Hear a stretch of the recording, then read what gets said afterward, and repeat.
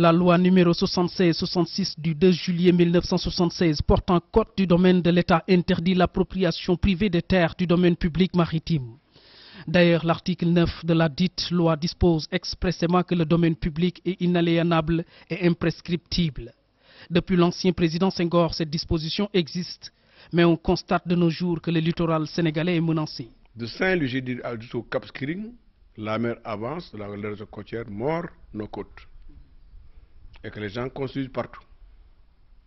Il y a un texte de Senghor qui date de 1979, avec une inspection générale d'État de la côte déjà, qui ordonne l'interdiction de construire des maisons entre la route et la mer. Tu comprends? Entre la route de la corniche et la mer, interdit de construire des maisons, sauf des édifices pour le sport et pour les restaurants.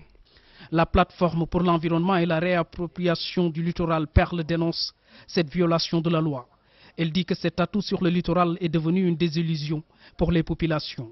Sur les domaines publics, maritimes et fluviales, seules les installations légères et démontables sont prévues à titre d'occupation privée. Ça a fait du Yalta avec. On donne à tel, à un point tel qu'on n'y comprend plus rien. Tous les espaces que vous voyez, d'après le diagnostic que nous venons de boucler, il y a des titres fonciers derrière. Pas encore de titres, la plupart du temps, pas encore d'autorisation de construire, mais les titres fonciers sont là. Donc ça veut dire que la totalité, quasiment, ou en tout cas la grande partie, ou l'essentiel, est bradé. Le littoral sénégalais risquerait de disparaître sous peu, déclare l'ancien ministre de l'Environnement Djiboka. Il soutient que ce patrimoine environnemental devrait être protégé comme c'est le cas dans d'autres pays. C'est tellement grave que les régions côtières menacent notre pays de disparaître.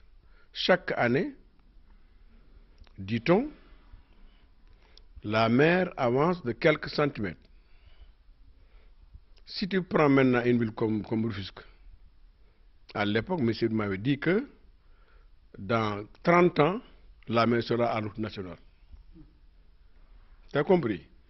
C'est tellement grave. Mokhtar Ba, président de la plateforme pour l'environnement et la réappropriation du littoral Perle, demande au gouvernement du Sénégal de se prononcer sur cette question en préconisant des solutions. De déposer notre rapport au président de la République et nous attendons donc les décisions présidentielles.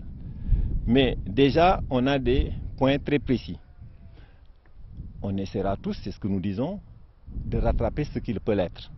C'est-à-dire que ce que nous voyons probablement donné, nous allons essayer de récupérer cela. D'où notre nom de réappropriation du littoral.